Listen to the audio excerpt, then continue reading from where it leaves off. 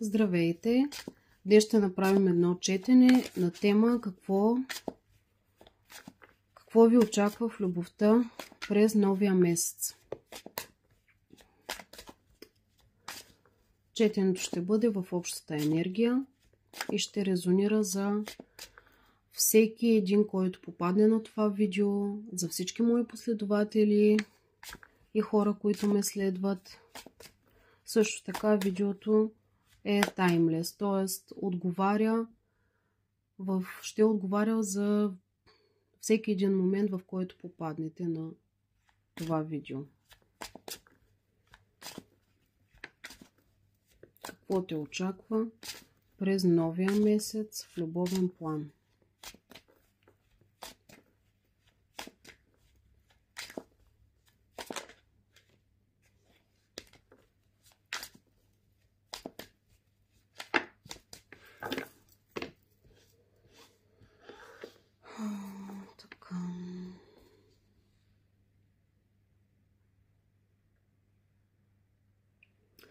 В любовен план има ситуация, която ви кара да премисляте какво се случва. Да правите преоценка на тези отношения. Има момент на пауза. Има момент на пауза. Търсите решение. Търсите информация. Също така сте в период, в който трябва да полагате много воля и търпение. Най-вероятно отношенията са на пауза или с поставен край за в момента, или вървят по-бавно. И просто ви се налага да бъдете изключително търпеливи и да търсите информация, да търсите отговори относно ситуацията. Но някак си вече губите търпение. Става токсично.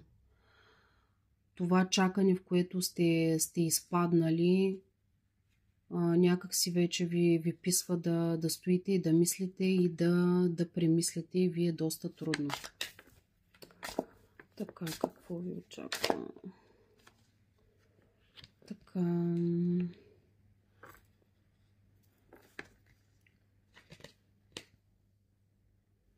Рицар чаши.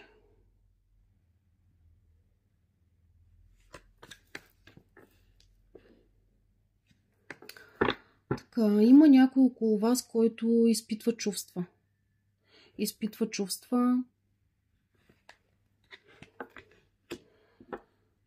чувства и любов. Но в момента ги крие, или по-скоро не ги споделя. Не ги споделя. И на този човек е пред избор. Опитва се да подреди емоциите си, да подреди някак чувствата си, да разбере точно какво изпитва към вас.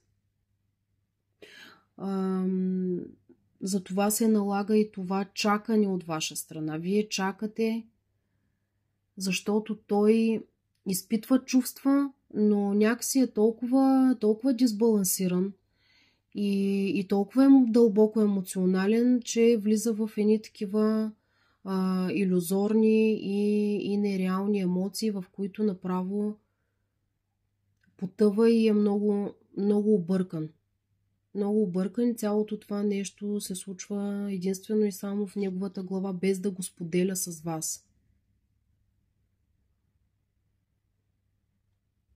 Има чувства, има силна динамика между вас, има силна емоционална връзка между вас. Вие се усещате един друг.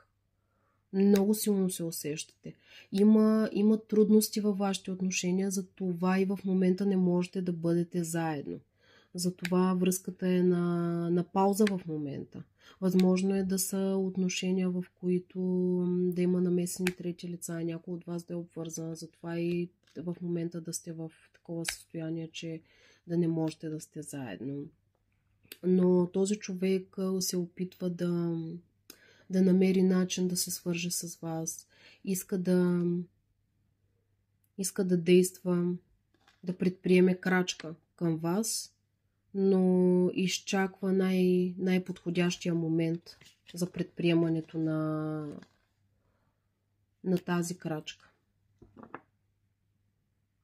Така че очаквайте през новия месец да има действия от страна на вашия любовен интерес.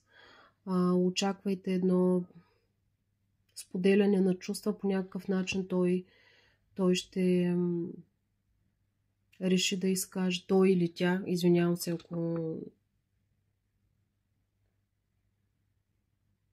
ако говоря само към дамите. Ще има изказване на чувства и действия от страна на вашият любовен интерес. През новия месец, но това ще се случи в най-подходящият момент, тогава, когато трябва да се случат нещата.